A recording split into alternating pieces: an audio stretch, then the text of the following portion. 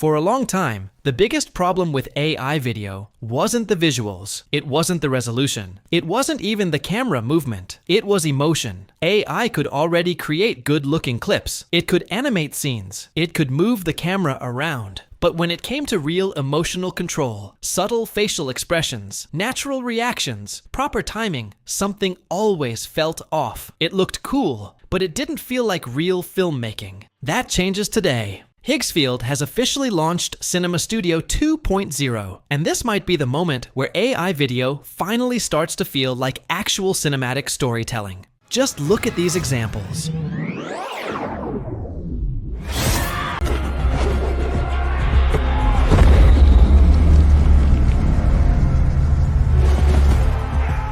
Notice how the speed changes aren't sudden or awkward. The motion doesn't just move, it flows smoothly. And the speed ramping isn't added later in editing. It's controlled while the video is being generated. That means the timing feels natural and intentional, not random. So in this video, I'm going to show you exactly how Cinema Studio 2.0 works, how you can use it step by step, and why this feels like a major upgrade in AI filmmaking right now. Let's get started. You'll find the link to Higgsfield in the description below, or you can simply search for Higgsfield in your browser. Once you open the website, this is the main homepage you'll see. If you look under the Explore section, you'll notice right away that this platform isn't made for just one feature. It's built as a full creative workspace, designed to be simple and creator-friendly. You'll see different sections like Image, Video, Edit, Character, Vibe Motion, and the one we're focusing on today, Cinema Studio. So, let's go ahead and click on Cinema Studio and enter the workspace. Now that we're inside Cinema Studio 2.0, this is your main working area. At the top,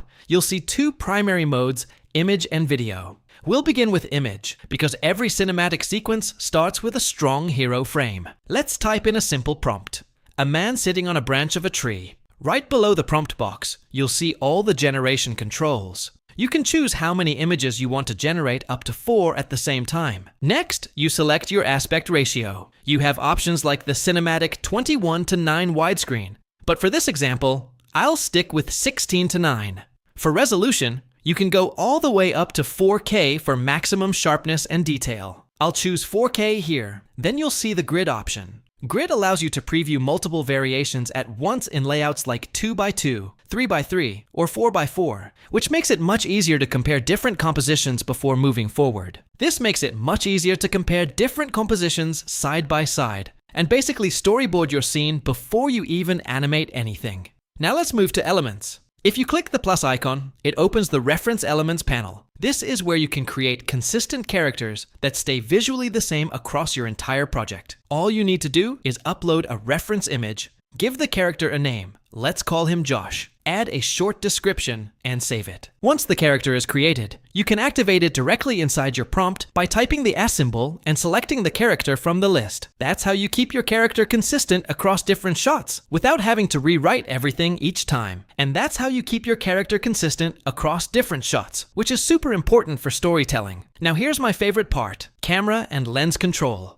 Click on the camera settings right next to the Generate button, and you unlock full cinematic control. You can choose different formats, like Grand Format 70mm film, which gives you that big IMAX-style look. Then you select your lens. I'll go with Premium Modern Prime. Set the focal length to 35mm and adjust the aperture to f4. At this point, you're not just creating an AI image. You're directing it like a cinematographer. You're controlling the depth of field, the framing, and the overall mood of the shot. Everything looks good. Let's hit Generate. The images are ready. And just look at this. The depth of field feels natural. The lighting looks cinematic. The subject stands out clearly from the background. It feels like it was shot on a real camera, not just generated by AI. When you hover over an image, you'll see several options. You can download it, reuse the prompt, regenerate new versions, animate it, or dive into more advanced tools. Now here's where it gets really interesting. If you click on Generate 3D Scene, you can actually step inside your image and explore the depth of the scene in a more spatial way. It adds a sense of dimension to the frame instead of keeping it flat. Let's start that and let it process. While that's loading, there are two more powerful tools you should know about. First, you can use this image as a reference, or set it as a start or end frame for animation. This is great if you already like the composition and want your motion to build from it.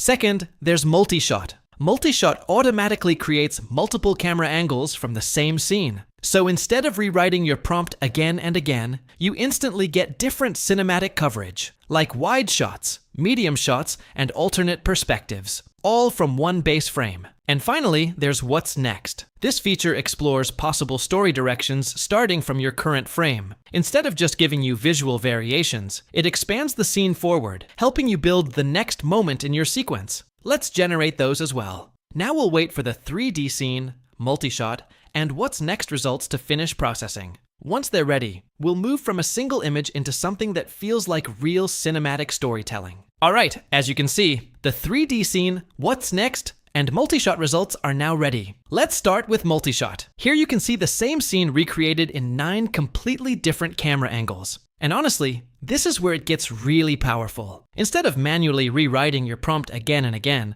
the system automatically explores multiple cinematic perspectives for you. If you like a specific frame, you can simply click on it and upscale it for higher quality. You can also use that frame as a reference for future shots, or directly animate it into a video. The whole workflow feels very smooth and natural. Now let's check out What's Next. When I click on it, you can see that 8 completely different story directions have been generated from the same base idea. This isn't just changing the camera angle, this is actually expanding the narrative. The scene evolves into new moments, giving you fresh ideas without needing to rewrite your prompt. Just like before, you can upscale any frame, animate it, or use it as a reference for future shots. This is especially powerful if you want inspiration, but don't want to start from zero every time. Now let's jump into the 3D scene feature. I'll click on 3D scene, and once it loads, you can literally move inside the frame. You can control the camera with your mouse, adjust the perspective, reframe your composition, and even tweak the focal length. At this point, it feels less like generating an image and more like working inside a virtual film set. When you find the perfect composition, just click Capture Shot, and that new frame gets generated instantly. To exit the 3D view, just press the Escape key, and you're instantly back on the main interface with your new captured shot ready to use. Now let's move into the video section, and this is honestly my favorite part. Switch over to video, and you'll see the director panel. From here, you can upload or add elements just like we did before. Next comes camera movement. You can either choose from different movement styles manually, or let the AI handle it automatically for you. After that, we have speed ramping. You can control the pacing yourself, or let the system optimize the timing so it feels smooth and natural. Then you choose the duration. You can generate clips anywhere between 3 to 12 seconds. For this example, I'll go with 6 seconds. And now, this is where the creative control really starts to expand. Here you'll see 3 main modes: single shot, multi-shot auto, and multi-shot manual. Single shot creates one cinematic clip based on your prompt. Multi-shot auto automatically builds a sequence of connected shots from a single description. It handles the shot breakdown for you. And if you want full control, multi-shot manual lets you build up to 6 separate scenes. You can adjust each scene's duration and even write different prompts for each one. It's basically AI-powered storyboarding built right into the platform. For this test, I'll choose multi-shot auto. I'll paste in the prompt, set the starting frame using the image we just generated, and then select the aspect ratio. This time, I'm going with 21:9 for that cinematic widescreen look. For resolution, I'll choose 1080p. Then you can pick a genre. You have options like action, horror, comedy, western, suspense, intimate, and spectacle. Let's try something different. I'll select comedy. You can also turn on audio generation if you want the system to create sound along with the visuals. And if you'd like more options to choose from, you can increase the batch size to generate up to 4 variations at once. Once everything is set, just click Generate, and now we wait. And as you can see, the results look amazing. The motion feels smooth. The framing stays consistent. There's real cinematic depth, and the storytelling flows together in a surprisingly natural way. If you want to try it yourself, you'll find the link in the description. Go explore it, test your own ideas, and let me know, if you had an unlimited budget, what kind of film would you create? I'll see you in the next one.